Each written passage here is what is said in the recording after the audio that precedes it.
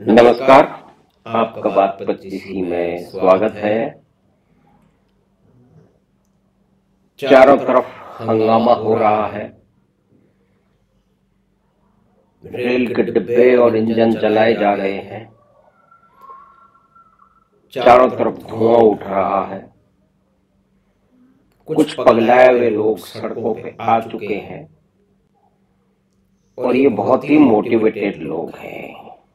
इनका उद्देश्य हम जानते हैं, लेकिन बहुत सारे जो मीडिया हाउसेज हैं, टीवी चैनल हैं, वो ये जो भी कुछ दंगा फसाद हो रहा है, जो भी आगजनी हो रही है, जो भी उत्पात हो रहा है, उसको गुस्से की तरह से प्रचारित कर रहे हैं कि जैसे कुछ ऐसी गलती हो गई है कि देश के युवा जो है वो परेशान है और वो सड़कों पे उतर आए हैं और उनका गुस्सा बिल्कुल वाजिब है। और गुस्सा इसी तरह दिखाया जा सकता है कि ट्रेन की पटरियों पे बैठ जाओ, ट्रेन के डिब्बों में आग लगा दो, ट्रेन की व्यवस्था और यात्रा अस्त व्यस्त कर दो, लाखों लोगों को परेशान कर दो, सड़कों पर ट्रक चलाओ, लोगों को मारो पीटो, रेलवे स्टेशन में घुस जाओ और कहीं पे भी जो है वो सार्वजनिक और व्यक्तिगत संपत्ति का नाश करो।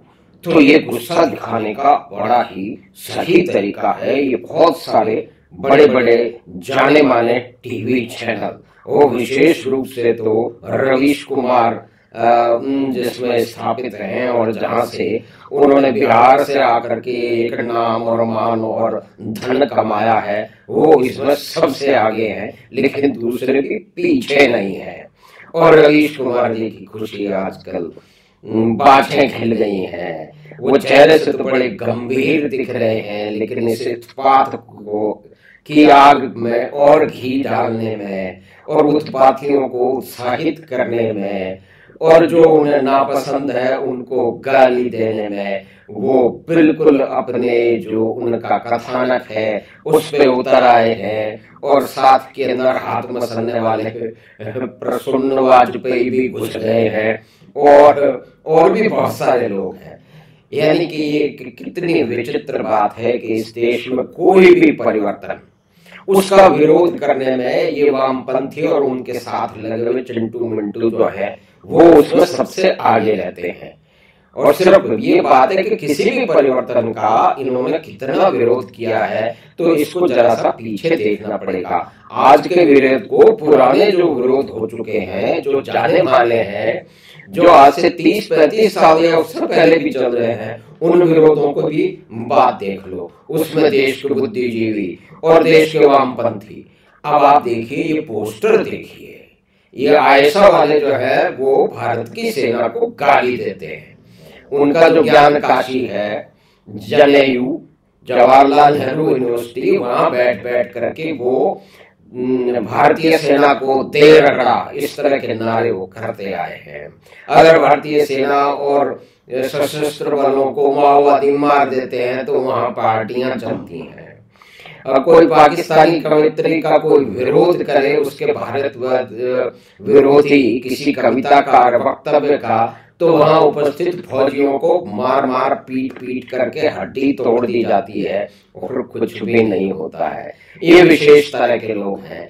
इनको ना ये किसी पांच अपने साथियों को अलावा ये किसी को काम नहीं दे सकते। ये विरोध के अलावा और कुछ कर ही नहीं सकते। ये अगर विश्वविद्यालयों में घुस गए हैं तो वहां भी विरोधियों का नई खेमा निरंतर जो है वो क्लासवार, खूनी क्लासवार, रक्त रंजित वर्ग संघर्ष की नई फौजें, नई टुकड़ियां तैयार करने में जुट जाते हैं। इन्होंने किसी क्षेत्र को नहीं छोड़ा है जहां पे ये अपनी वैचारिक प्रतिबद्धता का ठप्पे लगा लगा के नए रंग रूप नहीं तैयार करते हैं। तो कंप्यूटर का विरोध भी इन्होंने किया था, आज इनके पास कंप्यूटर है। टेलीफोन और मोबाइल फोन के प्राइवेटाइजेशन का इन्होंने विरोध किया था, आज इनके पास में रिलायंस और एयरटेल जो प्राइवेट उनके फोन है। और इन्होंने कंप्यूटरों का तो बड़ा जबरदस्त विरोध सड़कों पे लौट लौट के किया था। आज उनके घर के हर जो सदस्य के पास में मोबाइल फोन है और लैपटॉप भी है और मोबाइल फोन भी आज का एक बहुत कंप्यूटर है, बहुत ही शक्तिशाली कंप्यूटर हो सकता है और कई लोगों के पास है भी। यानी कि इस परिस्थिति में ये विरोध क्यों हो रहा है? क्योंकि विरोध इसलिए हो रहा है कि इनको चुनाव में तो हार चुके हैं। इन कम से कम देखिए, इसमें ये जितनी भी गड़बड़ हो रही है, इसमें वामपंथियों का दिल और दिमाग और हाथ और पैर इसमें पूरी तरह से शामिल है। क्योंकि सड़कों की लड़ाइयों की आह्वान करते हुए तो बड़े बड़े नेताओं को भी देखा है, और हमने अपने जान पहचान वाले वामपंथी मित्रों को भी देखा है। उनका खून उबल पड़ता है, देश में कोई परिवर्तन नहीं होना चाहिए। अरे भाई, आप किसकी बात कर रहे हैं? आप गरीब गुरबा की बात कर रहे हैं ना। तो 15-17 साल का लड़का जो कि पुलिस या फौज में जाना चाहता है, मुख्य तौर पे वो फौज की तैयारी करता है, और फिर वो कभी कभी पुलिस में जा पाता है बड़ी मुश्किल से। वो दुनिया भर की ट्यूशन ज्वाइन कर लेता है 17-18 साल की उम्र में, सुबह सुबह दौड़ता है, क्योंकि उसके सामने वो ही एक लक्ष्य है। और पिछले 2 साल से कोविड की महामारी के कारण जैसे हर चीजों में गड़बड़ी हुई है, पीछे गई है, चीजें रुकी हैं, तो इसका जो भर्ती होती है वो भी रुकी है। और ये जो स्थितिवाद का झंडा लगाए हुए वामपंथी जो यूनिवर्सिटियों में प्रोफेसर हैं, लाखों रुपए की तनख्वाह पाते हैं, और भी सरकार के कई पदों पर घुस चुके हैं, और राजनीतिक पार्टियों में जो वो अपना बेलन बेलते रहते हैं विचारधारा का, वो तो अलग ही है। लेकिन आप देखिए इस देश की परिस्थिति क्या है। इस भारत का सच्चा संतान पूरी तरह से विभिन्न कारणों से बर्बाद हो चुका है। अधिकतर जो लोग यूनिवर्सिटी और कॉलेज से निकल रहे हैं तो वो तो अनएम्प्लॉयबल है, यानी कि वो जिस डिग्री को लेके वो बिना किसी समझ के, बहुत सारे लोग तो इंजीनियरिंग में भी जो घुस रहे हैं और मैनेजमेंट में भी घुस रहे हैं, वो उसके लायक नहीं है। शायद 10% मेरा व्यक्तिगत अनुभव है, क्योंकि कई बार मैं इंजीनियरिंग के छात्रों को और मैनेजमेंट के छात्रों को कई बार मेंटर करता हूँ, कई बार पढ़ाता रहता हूँ, तो उसमें से 10% तो वो बेस्ट हैं, वो किसी के साथ compete कर सकते हैं। उन्हें किसी कारणवश, मनस्थिति के कारण या बीमारी के कारण या कि परिवार की परिस्थिति के कारण उन्हें मौका नहीं मिल पाया, तो लेकिन वो अब दूसरा मौके को छोड़ना नहीं चाहते, और वो सबसे आगे कक्षा में बैठते हैं, सबसे ज्यादा जिज्ञासा रखते हैं, तो उनकी तो हम बात छोड़ देते हैं। वो तो इंजीनियरिंग में जा रहे हैं, वो एक अलग तबका है। हम तो उसकी बात करते हैं जो सिपाही की भर्ती के लिए परीक्षा कर रहा है, उसका परिवार उसके लिए परीक्षा कर रहा है, और वो कोचिंग में घुस जाता है, वहां पर हजारों रुपए दे रहा है, गांव से निकल करके शहर में आकर बैठ गया है, कितना खर्चा वो कर रहा है, किस लिए? कि वो सेना में भर्ती हो जाए। तो जो लोग क्या जितने भी तैयारी करते हैं, पूरे के पूरे लोग भर्ती हो जाते हैं? नहीं होते ना।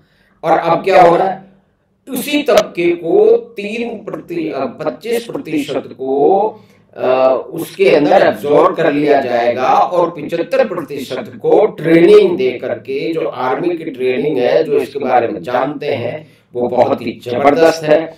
ये बात सही है कि उनको, आर्मी को भी ये प्रशिक्षण देने के लिए अपना आमूल परिवर्तन करना पड़ेगा। उनके पास निश्चय ही बहुत बड़े संसाधन हैं, तो उनके जो नीति निर्धारक करता है, जो उनको मालूम होगा कि कितने संसाधन उनके पास हैं और कितने क्रिएट कर रहे हैं। मैं इसकी प्रैक्टिकल जो आउटकम और इनपुट है उसकी बात करने का प्रयास कर रहा हूँ। तो जो ट्रेनिंग हो रही है वो 3-4 गुना बढ़ जाएगी, और उसमें से 75% लोग, आज क्या हो रहा है, जितने भी लोग आर्मी भर्ती हो रहे हैं किसी भी कारण से, उनको एक लंबे समय तक वहीं रहना पड़ता है, क्योंकि वो किसी वो सैनिक एक शक्तिशाली, और आज देश में परिस्थितियां बदल रही हैं, युद्ध के आकार बदल रहे हैं, युद्ध के प्रकार बदल रहे हैं, टेक्नोलॉजी का रोल बड़े से बड़ा होता चला जा रहा है, और कितने लोग कब भर्ती करने हैं, कैसे भर्ती करने हैं, उनकी ट्रेनिंग कैसे होगी, तो ये निर्णय सड़क की भीड़ तो कर नहीं सकती। और सड़क की भीड़ भी वो है, जो अधिकतर वो भीड़ है जो कि राजनीतिक दलों के द्वारा प्रेरित या उनके उसके सदस्य हैं, जो कि देश में हमेशा एंटी सीए से लेकर के किसान या आड़तिया आंदोलन से लेकर के, और अभी जो पिछले दिनों जो अफरा तफरी हो रही थी उसको लेकर के, वो तो हर मौके की तलाश करते हैं। उनके तो बड़े बड़े जो है वो अफसर है, जो कि कभी आईएएस रहे थे, आईएएस रहे थे, ऐसे लोग कह चुके हैं कि अब सब कुछ लड़ाई सड़कों पे ही होगी। अब हमारा जो है वो पार्लियामेंट और उसका विधानसभाओं में चुने हुए सदस्यों में हमारा कोई जो है वो फेथ नहीं है। क्यों फेथ नहीं है? क्योंकि आपकी प्यारी पार्टी हार गई। भाई प्रजातंत्र है, आप लोग प्रयास करते रहिए, दोबारा जनता का विश्वास जीतिए, फिर जीत के आ जाइए। जो आपको नापसंद है उनको हटा दीजिए, लेकिन वो तो उनसे हो नहीं रहा है। वो सड़कों पे लगातार उत्पात मचा करके 2-2.5 साल से करीब हर मौके का फायदा उठा के ये लोग, और इसकी जो योजना बनती है, इसका जो क्रियान्वयन होता है, इसकी जो नारेबाजी हो सकती है, देखिए नारे घड़ने में, लोगों को भ्रमित करने में, लोगों को उल्टे रास्ते में डालने में जिन लोगों को महारत हासिल है वो भारत के वामपंथी हैं। तो जब भी कोई वामपंथी अगर किसी चीज का विरोध कर रहे हैं, तो आप मान लीजिए कि कल को वो ही जिस चीज का विरोध कर रहे हैं वो आम जनता के लिए, गरीबों के लिए ठीक होगी। जो जिसका प्रसारण वो कर रहे हैं, जो वो चाहते हैं, उससे गरीबों को नुकसान होगा, उनको फायदा होगा। लेकिन आप देखिए कंप्यूटर का विरोध करने वाले ये जो वामपंथी है, इनके बहुत सारे ऐसे वामपंथी हैं जिनके जेब में 1-1 लाख रुपए और उससे अधिक का जो है ना मोबाइल फोन लेके घूम रहे हैं।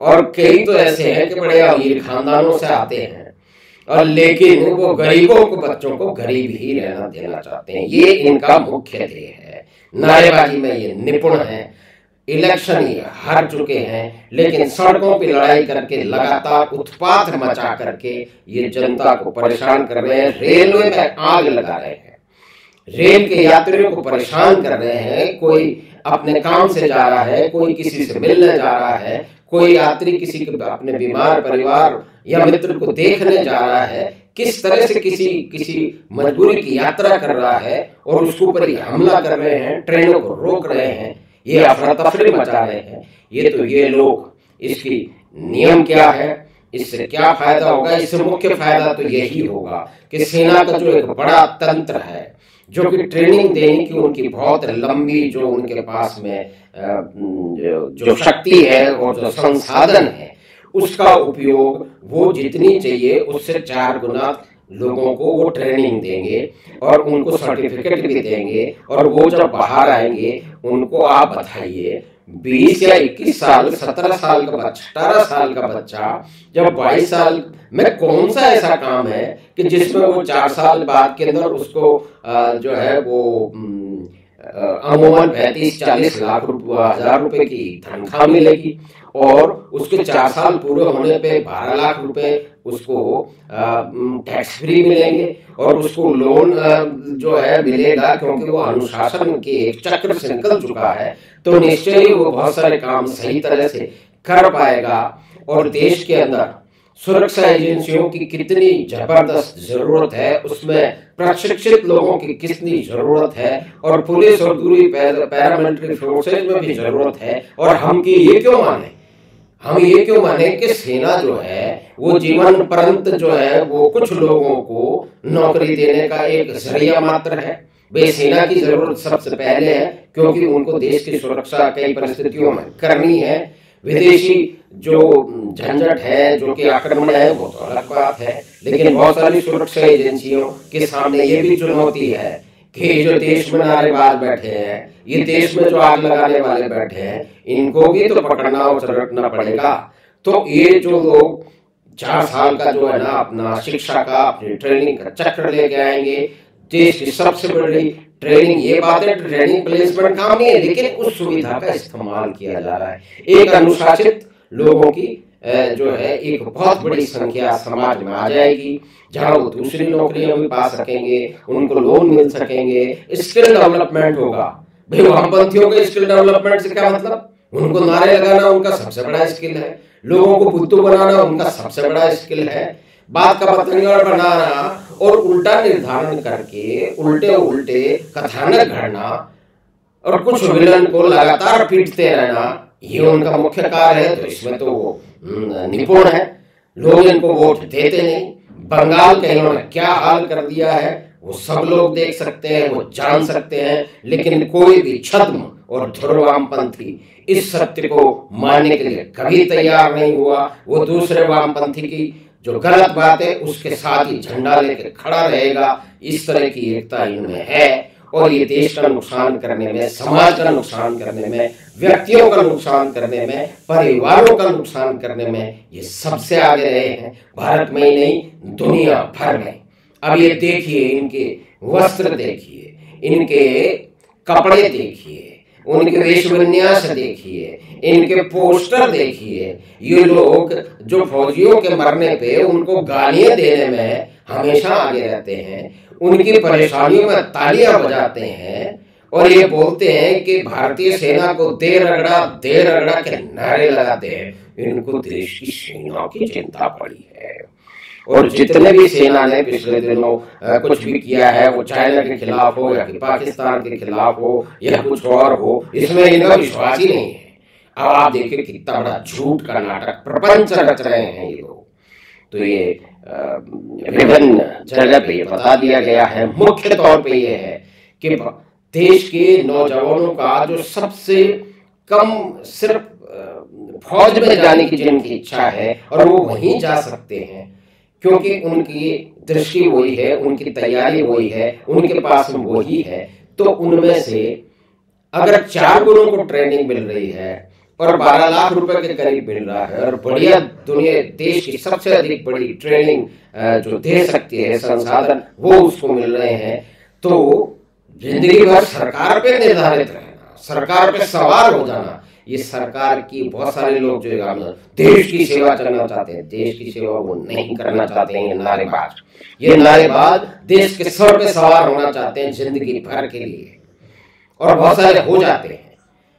और सेना में बहुत सारे खर्चे हो रहे हैं, उनको रैशनलाइज भी करना है कि किसी भी संस्थान को ये हक है कि उनको किस तरह के लोग चाहिए, उनके सामने कैसी चुनौतियां हैं और उसका सामना करने के लिए कैसी मैन पावर चाहिए, किस तरह की मैन पावर चाहिए, किसको रखना है, किसको दूसरे काम लगा के ट्रेन करके आगे भेजना है। ये एक बहुत बड़ा मिशन है। ये मिशन पहली बार सामने आया है, ये बदलाव हो रहा है, लेकिन बदलाव के जो हर बदलाव पे रोने वाले, छाती कूटने वाले और सर पीटने वाले, नारे लगाने वाले लोग आज देश की सड़कों पे आग लगा रहे हैं, ध्वस्त कर रहे हैं, रेलवे स्टेशन और ट्रेन को जला रहे हैं और सब लोगों को, और ये अखबारें सब अब यही लोग हैं जो कि लिखने में बड़े माहिर हैं। ये सारी दुनिया में बड़े बड़े अखबारों में लेख लिखेंगे कि भारत चल रहा है वगैरह वगैरह और बहुत सारी बातें हैं। तो मुख्य बात ये बैकग्राउंड है, इसकी पृष्ठभूमि है। ये जो पृष्ठभूमि की छोटी सी चर्चा हमने की, थोड़ी सी लंबी हो गई, लेकिन इसमें जो भी कोई एक सामान्य व्यक्ति है जो कि रैशनल तरीके से, सही तरीके से तुलनात्मक अध्ययन कर सकता है, चीजों को समझ सकता है, वो ये जान पाएगा कि इन नारेबाजों के चक्कर में नहीं फंसना है। ये जितने सड़क पे अधिकतर जो लोग दंगा फसाद कर रहे हैं, आग लगा रहे हैं, प्राइवेट और पब्लिक प्रॉपर्टी को डिस्ट्रॉय कर रहे हैं, ये राजनीतिक पार्टियों से जुड़े हुए लोग हैं। इनको देश में कभी भी चैन नहीं चाहिए। ये तो निरंतर खूनी क्रांति और सड़कों की लड़ाई का नारा लगाते आ रहे हैं। तो जब इनको मौका मिलता है ये सड़क पे कुछ लोगों को, कुछ भ्रमित लोगों को उतार देते हैं, ये खुद भी उतर जाते हैं। और आजकल जो टेक्नोलॉजी है, जो फेस रिकॉग्निशन टेक्नोलॉजी है, उसका काम सुरक्षा एजेंसियां कर रही हैं। हो सकता है कि कुछ सरकारें ना भी करें, लेकिन अधिकतर कर रही हैं। और इस आगजनी और लूटपाट और इसमें कौन कौन लोग शामिल हैं, उनको उनका जो होना है वो होगा। उनको क्या मिला इस अफरा तफरी, इस आगजनी में सम्मिलित होकर, ये उन्हें खुद सोचना चाहिए था। लेकिन साहब हमेशा लोग सोच नहीं पाते हैं, बहुत सारी समस्याएं हैं, बहुत सारे भ्रमित भी हो जाते हैं। और कुछ पॉलिटिकली मोटिवेटेड लोग, और इस देश में वामपंथियों से अधिक पॉलिटिकली मोटिवेटेड कोई भी नहीं है। उनके लिए हर चीज सोना जागना तक उनके लिए पॉलिटिक्स है। तो हमने चर्चा की अग्निवीर के बैकड्रॉप में होते हुए इस हिंसा की और तोड़ फोड़ की, और कौन लोग ये कर रहे हैं, मोटा मोटी इस योजना से क्या आमूल परिवर्तन भारत की सेना में और समाज में होंगे। तो आपका धन्यवाद, और हमें आशा है कि ये चर्चा आपको अच्छी लगी होगी, तो अपने मित्रों और परिवार के साथ साझा करें। हम आपसे फिर शीघ्र मिलेंगे बात 25 की अगली बात में। धन्यवाद, नमस्कार।